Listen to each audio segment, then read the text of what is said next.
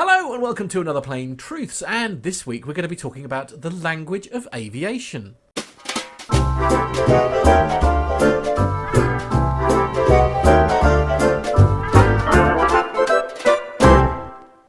Joining me as always in the hot seat is the legend that is Captain Al. Hi Captain Al.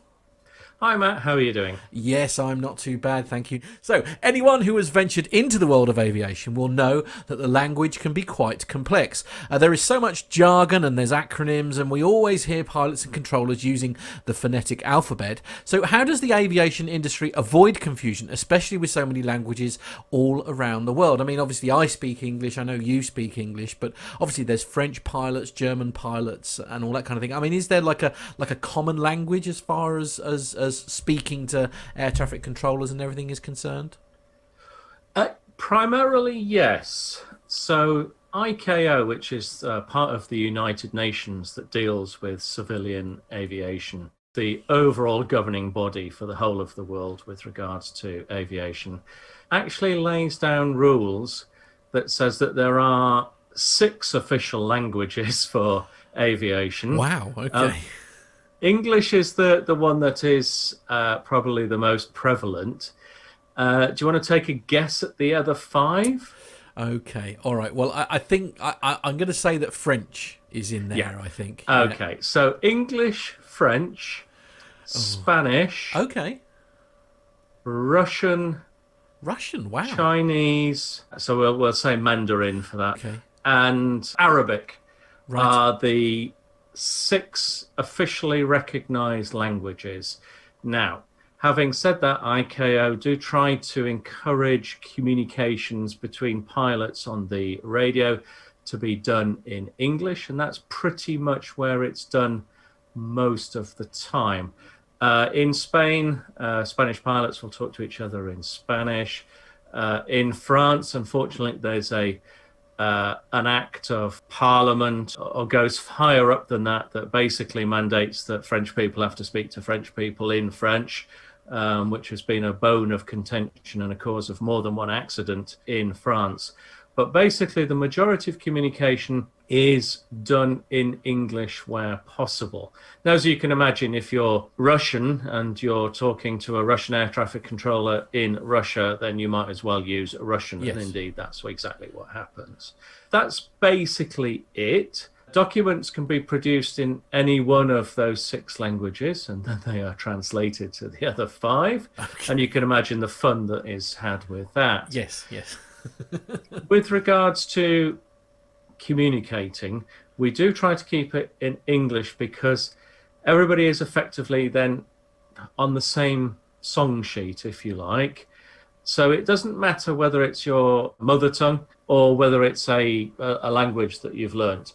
We have phraseology, set words that we use so that everybody understands what we're trying to communicate, regardless of their ability to speak that language as a conversational item. So this is very much like the jargon, if you like, that's used in aviation to refer to specific events and things like that. Absolutely. So we have set phraseology. It doesn't matter whether you've got the ability to order 6 pints of beer in English. That's irrelevant. Always a must.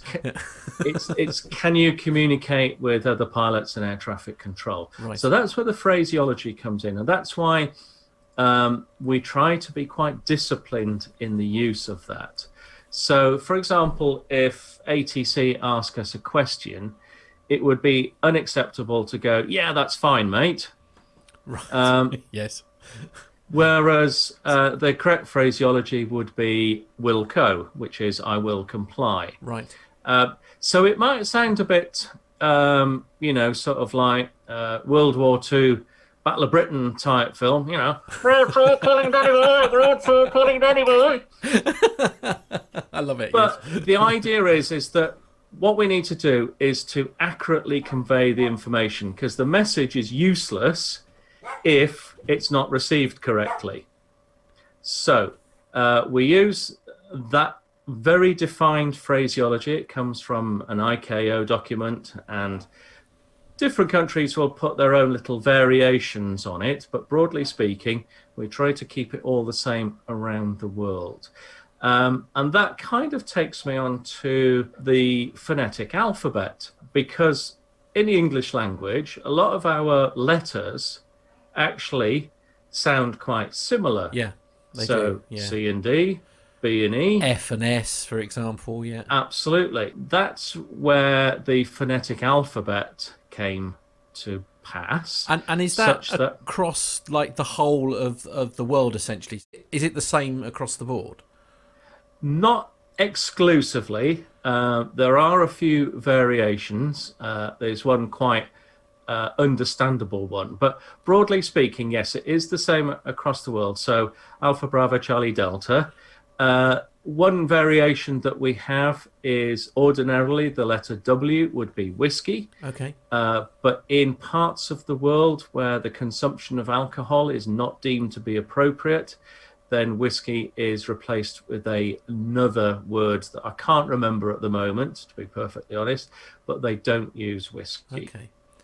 Okay, that's an interesting take on it. So you guys are changing time zones constantly while you're flying. So how does that work? I mean, I've heard the term Zulu before. I mean, is that essentially a time zone that everybody uses, or does it depend on the airline you work for and things like that? Okay, yes, absolutely. So we have throughout aviation a standard time zone. It just happens to be Greenwich Mean Time, because we kind winter of or summer? decide. Well, Greenwich Mean Time, of course, doesn't change. Of course, no, sorry, yes.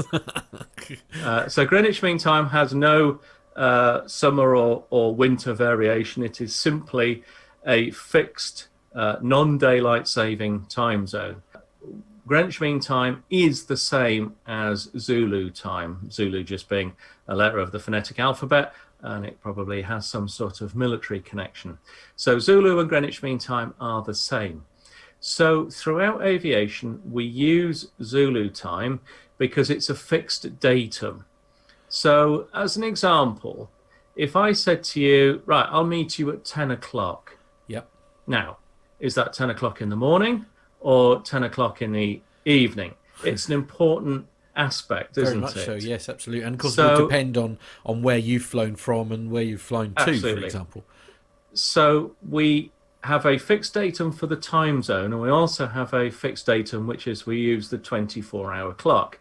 So if I said to you, I'm going to meet you at 10 o'clock Zulu tomorrow, you would be reasonable in working out that where we are here in the UK, at 10 o'clock in the morning, GMT, which is where we are at the moment, that's where we'll meet.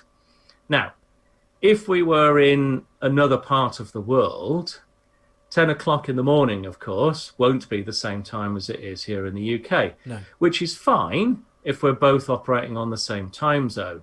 But if I've only just arrived, I might be operating on a different time zone, or indeed I might not even be in the same country as you. So where we communicate time, we always use Zulu time, and it doesn't matter where you are in the world, your estimates for time or the time that you're going to depart for your flight plan will always be referenced to Zulu, because it's the Zulu time is the same time zone no matter where you are in the world. Right, okay. And one final question before we bring this particular subject to a close, and this is going to sound like a daft question. Is there a difference between Zulu time and UTC? Yep, exactly the same, just a different name for the same thing. So Zulu time having some sort of military connection. UTC, Universal Time Coordinate, I think, is what that stands for. Again, UTC equals Zulu equals GMT. GMT, okay. As always, Al, your help is very much appreciated. Many thanks. You're most welcome. If you'd like to watch more from our great series, then you can do that by pressing here. We've also created you a playlist with all the Plain Truth episodes, and you'll find that just here. Why not like and subscribe to our channel? That way you will be notified whenever we post our great content. Or if you've got a question that you'd like Captain Al to answer, then why not pop it in the comments box below, and you may well feature on an upcoming episode of The Plain Truth.